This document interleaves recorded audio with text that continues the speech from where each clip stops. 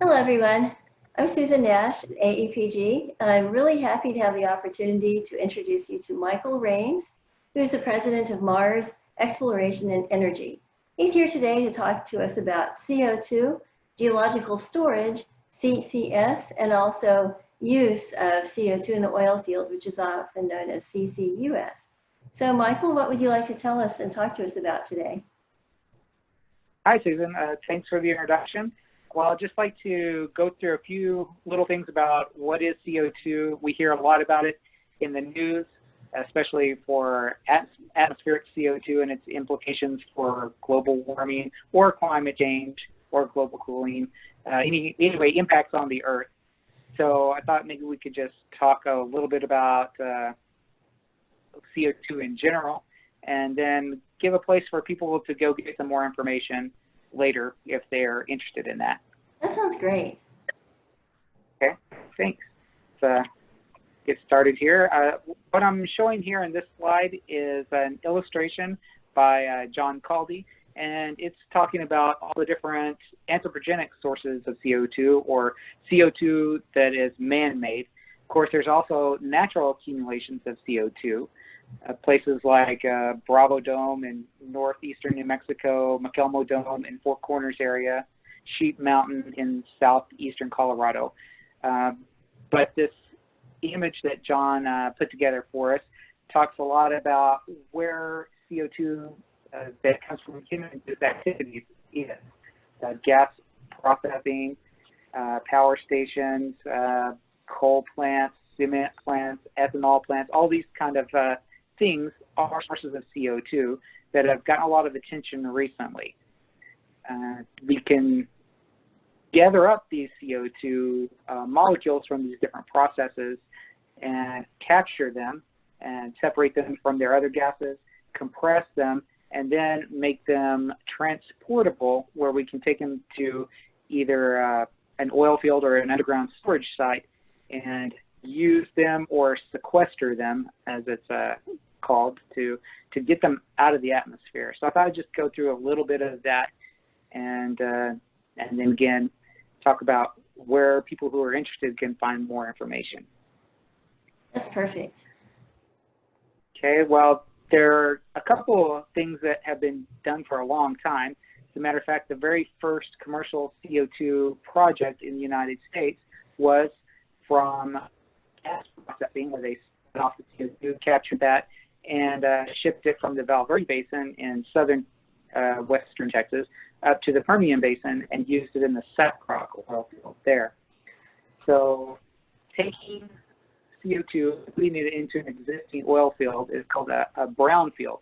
So you will be able to get more oil out of the ground in the spaces in between the wells and in the spaces below where the oil-water contact is. That is where it's first starts producing a little bit of water all the way down until it stops producing any oil. That transition zone is a viable target for CO2 processes, as is the higher saturations that are non-mobile below that in what's called the residual oil zone.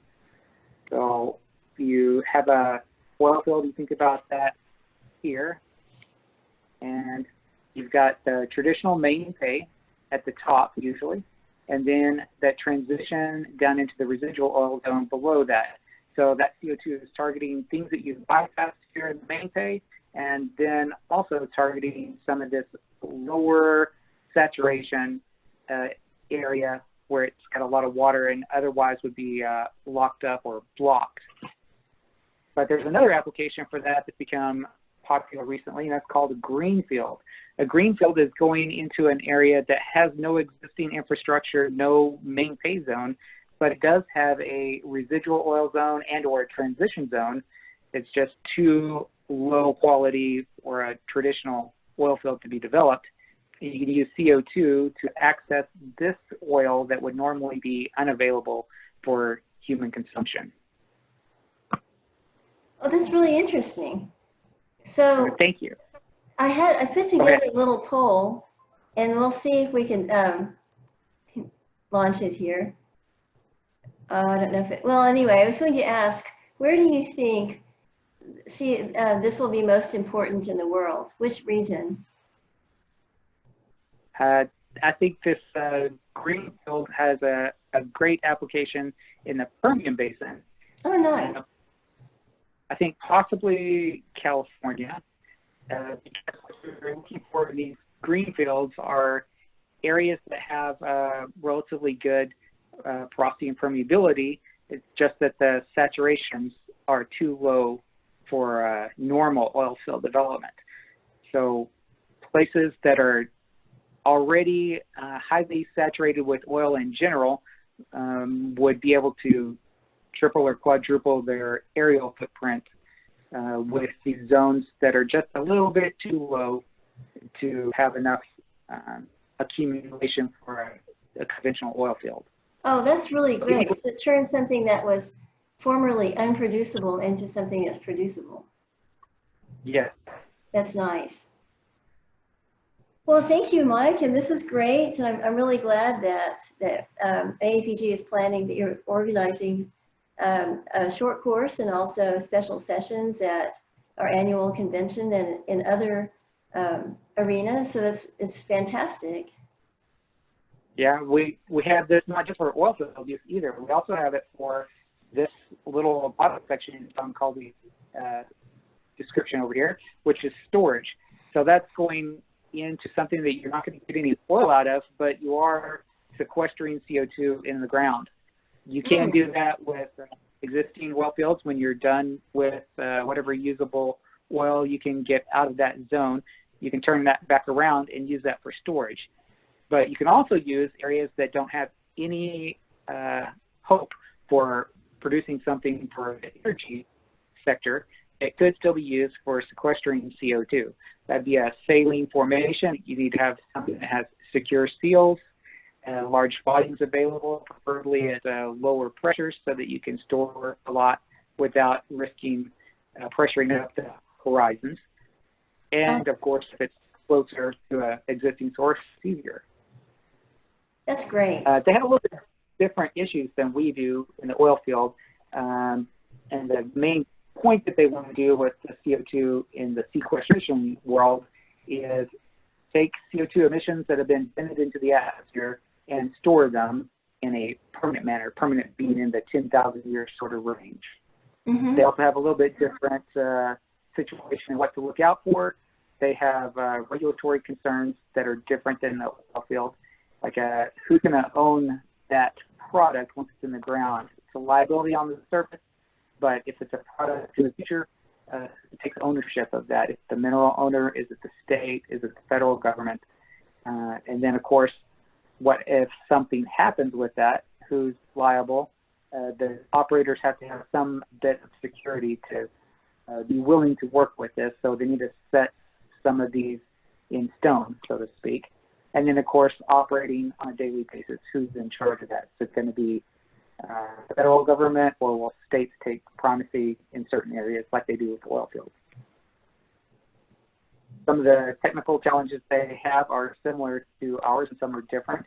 The initial site selection is going to be critical because these are long-term projects that start with 1 or 2 wells. And then, of course, as they go on, if you're going to store something for 10,000 years, you want to know what happens to it in an early time frame before everything becomes steady state or stable. So migration monitoring is a key issue in these saline storage units. And then, of course, in the oil field, we know where the economics come from. It's basically the sale of the oil. But on the saline reservoir side, you have tax incentives that the IRS is working on even as we speak, presumably from home. And then you have to deal with who's going to pay for getting the CO2 to the oil field. And then, of course, all the daily operations and maintenance for the near term until you shut it on the site. So like you mentioned, we're going to talk about this in a short course at AAPG in June. We've got our thumbs up for hoping that's going to work out right. The short course is going to be on Saturday. Then we have a whole series of other CO2 topics that are intertwined with all of these and getting into the weeds with some of these in 2 theme sessions on Wednesday, 6A and 6E. That's great.